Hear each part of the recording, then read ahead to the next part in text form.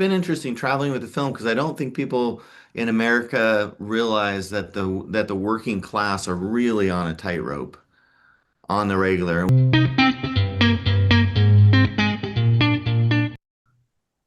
Love the posters, man. Thank you. Thank you. Yeah. Yeah, I this recently I recently did the trilogy rewatch because I was like, is it as good as I remember? And the answer was yes. that is okay. Okay. I want to talk about Omaha, but before we do, I need to say two things. First of all, I think you're 100% right. And second of all, this of all the chaos behind me, that is the number one thing that people say. When Yeah, they see that, they're like, yeah. And the number of people say, I just rewatched it and they're still great. yeah. It's pretty wild. It makes me actually every time this like we don't make movies with that like funness anymore. It made me really nostalgic. I was There, like, there's there's such a joy in it. Isn't there just joy in those films? yeah, Um, we got to I find a way back. do you have a favorite one, or is it just first one all the way? The first one all the way, of course, but the second one I like what they're. I love the kind of the meta-ness of it a lot. The third one I remember not being good, and then the rewatch was like, actually, it was more the criticism of a trilogy than it was the movie itself. Yeah, yeah. I found that like the second one is my favorite because it's the most fun, Yeah, which is sounds like blasphemy, but I think obviously the first one is the best by far.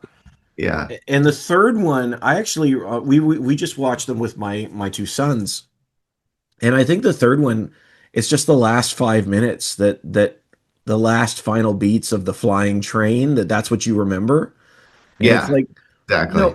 but the movie works like it is like the whole thing. Anyway, Yeah, I could talk back yeah, to the yeah. future. Yeah, Anyway, that's let's talk about your movie. yes.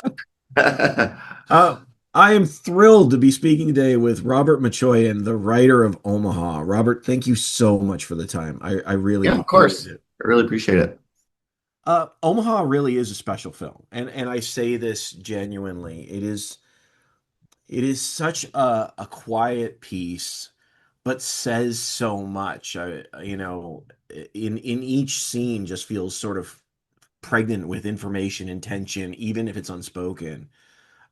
But I mean, you wrote the film. Where did it come from?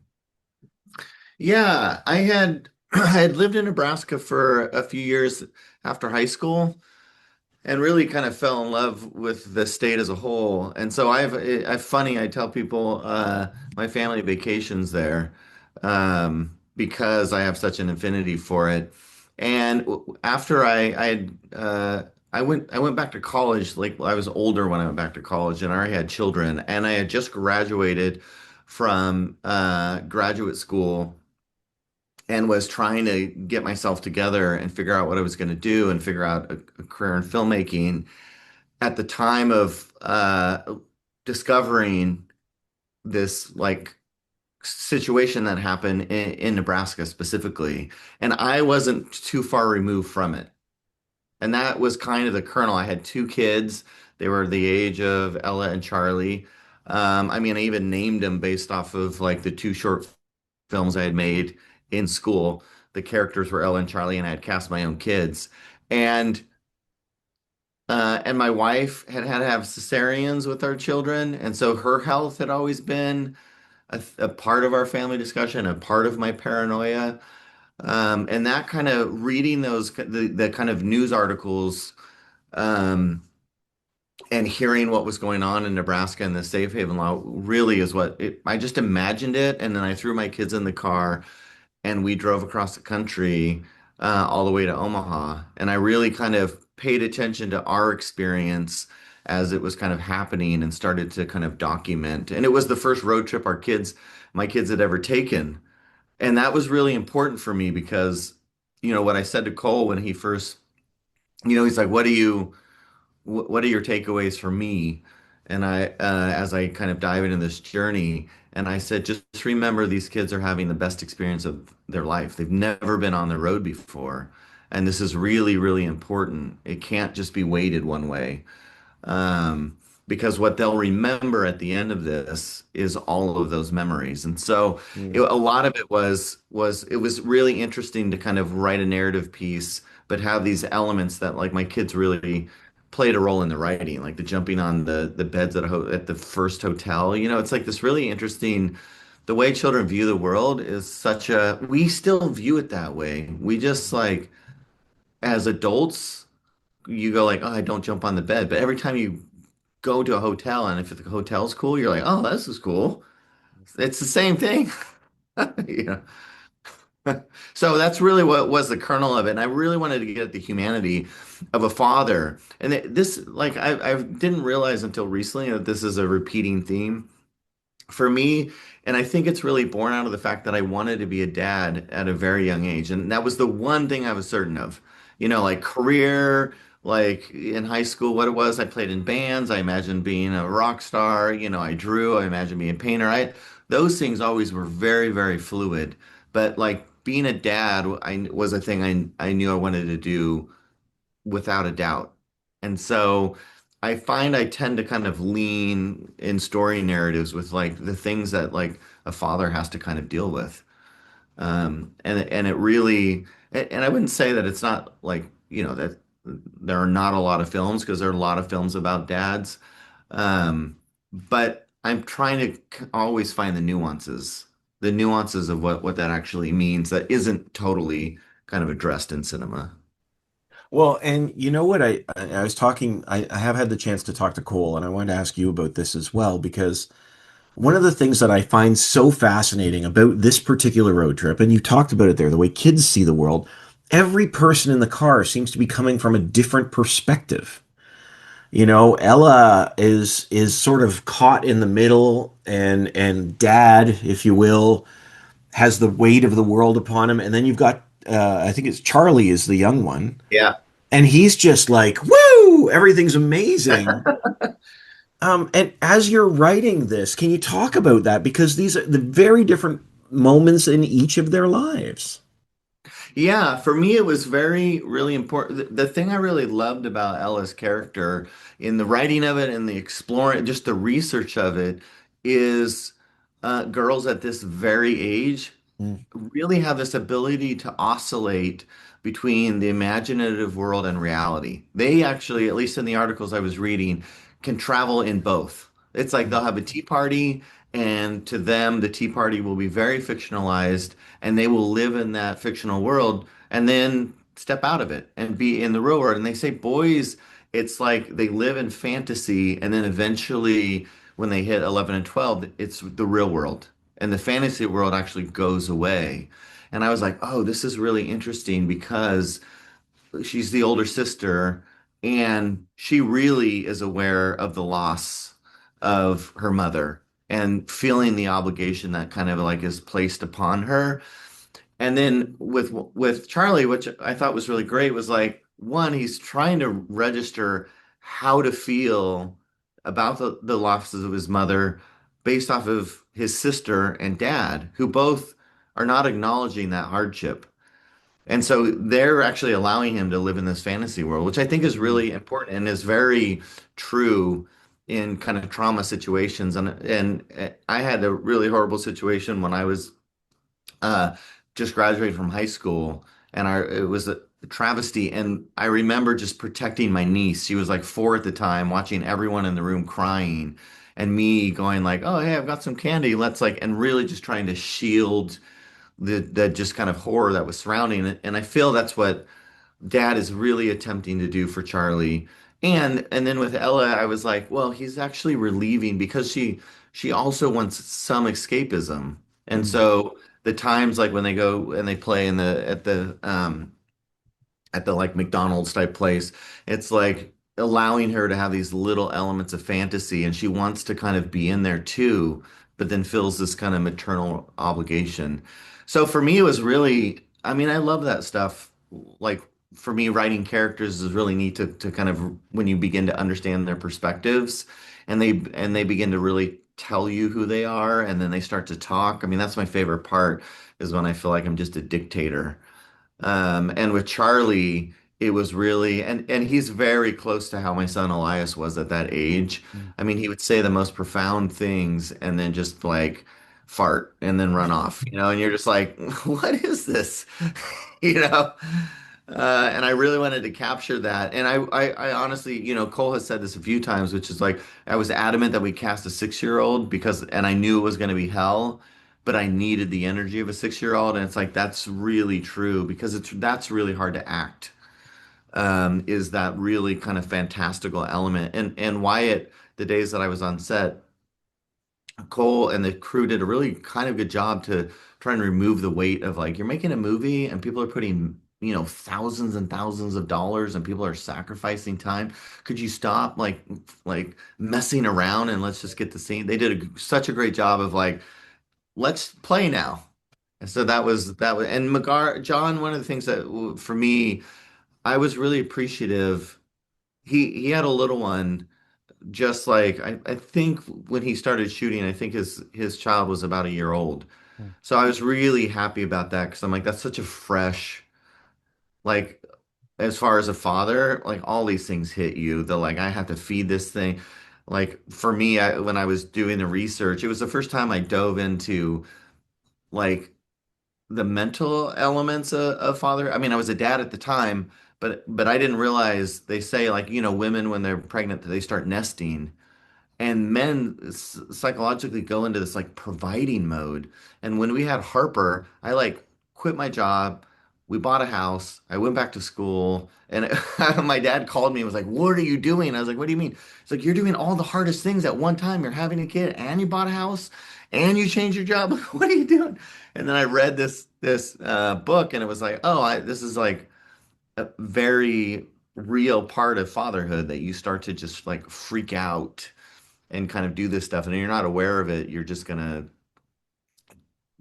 do what I did." So it was really like John really was like I felt at a where he really understood dad and it was really fresh because even in his own life he could kind of pull from his own kind of experience, which I loved. I thought he did such a great job. Honestly, I will say I think these are two of the best child performances I've seen in years. Like they're just incredible, and I can see like for I guess with Wyatt, like it's just pure. It's Yeah. just pure, you get that sense, and you can see that John's relationship with them as dad has that sort of like he's taking care of them as performers as well as characters as well. Yeah, what he did that was really great. I was the first couple days that I was on set that got me so excited was he really took on, he would talk to them Mm, as their dad, even off camera.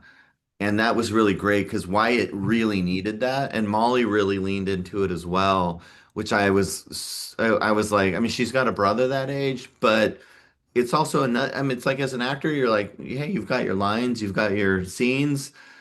And I get that you're like wanting to be in that space. And Wyatt would just come up and lean on her and just kind of put the weight of his body on her as he rested, and she would let it. And I was like, man, like she is again off screen. She knows that this will appear in the film if she lets it happen off screen. And I was like, that's really brilliant. I was telling her yesterday because I got to see her yesterday after. I mean, she's 12 now. It's like she's so much taller. But I said they were kind of asking about the casting process, and Cole had sent me a couple actors. All the actors that Cole sent me to audition for Ella were really great, but you could tell that they had played kids in movies. mm, And Molly took the opposite approach and underplayed. It was the scene with the dog at the SPCA, and everyone played it like dad, and she went, "Dad, what's," like she's trying to figure out what's happening. I was like, the second I watched you underplay it, I was like, you understand.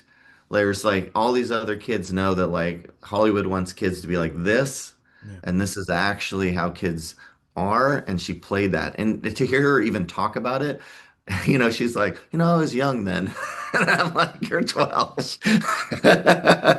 Oh, As Yeah. long as she didn't say back in the day, we She go with did. that.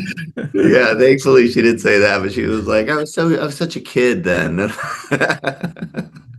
Um, was amazing. yeah, oh, it's a phenomenal performance. I know Yeah.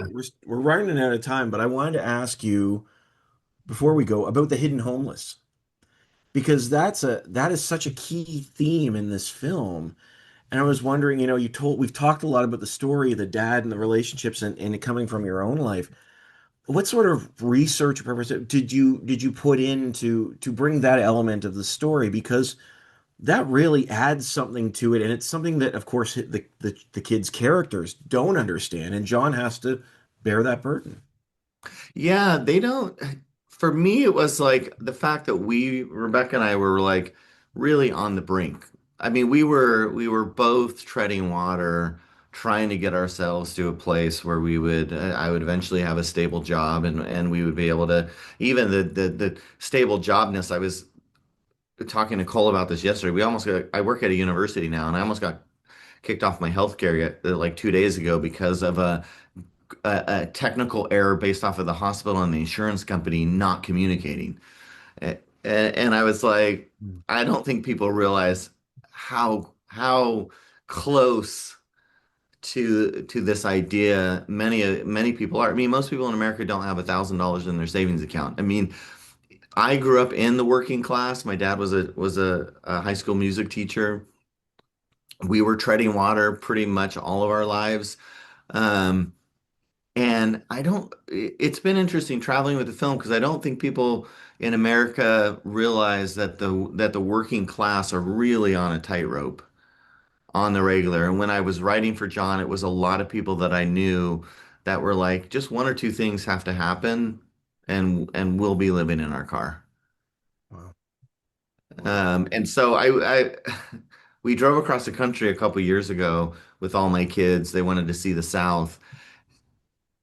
And I was like, man, we are not doing very well in America. Like, as a country, there are a lot of people treading water. And I was like, I wish we kind of could have this. They do a great job of dividing us as a people, but I wish we would kind of start having this conversation. Like I wish when you said to somebody, "How are you doing?" they felt comfortable enough to be like, "Not well," Yeah. and be like, "What is it that's not well that's going on?" And it could be the fact that the electric bill's jumping, $300 a month, and we have nothing we can do about that. So it's like I really wrote from I was like, there are a lot of really amazing people, and that was probably the most important thing for me in the writing of this and the communication with Paul or with Cole was I was like, it's important that the viewer knows he's a good dad and that the mother was a good mother. And we will know that through the way Charlie and Ella act and interact with their dad, because these are not people that just like have always been in this situation. It's how quickly you can become in this situation. And there's a misnomer that there's a lot of social programs out there that are just like the second you're in trouble, here we go. Like most Section 8s around the state are it's a 2-year waiting list. Mm. So if you're trying to get help with your housing, that's 2 years right there. So it's like I didn't want it to be the main driving message. I want family to be the driving message. And his father, one of the books that I thought a lot about was Shel Silverstein's The Giving Tree, because it's such a Mm. powerful story that if you look at it from a parental standpoint, you're like, that's exactly parenting. Eventually, you'll be a stump that your kids will sit on, and you'll be Well, happy with that. yeah. So, yeah. So. I hope that resonates with people and that it lingers a little bit, but I hope they really think about parenting. I hope they hug their kids a little bit more. I hope they tell their kids they love them more and they kind of make sure that they know that. And maybe sometimes as your kids get older, I think it's actually important to say, you know, there were times that we were struggling. Yeah. My oldest son sometimes likes to be like, we were so poor. I was all, you were not poor. You were fine. I fed you. I clothed you. You had a bedroom. Me and your mom were poor. Yeah. Yeah. Well, honestly, I know the theme of the film definitely is family, but that adds another layer to it, and I just think it's such a stunning film, honestly. Thank you. I Well, really appreciate that. I honestly, I mean every word. And honestly, thank you so much for your time. I'm with Robert Machoian, the writer of Omaha. Yeah, thanks, Um, man. Thank you. Have a great day. Thanks for doing this. Yeah, we'll see you. Absolutely. Absolutely. Thanks so much. Okay, bye-bye.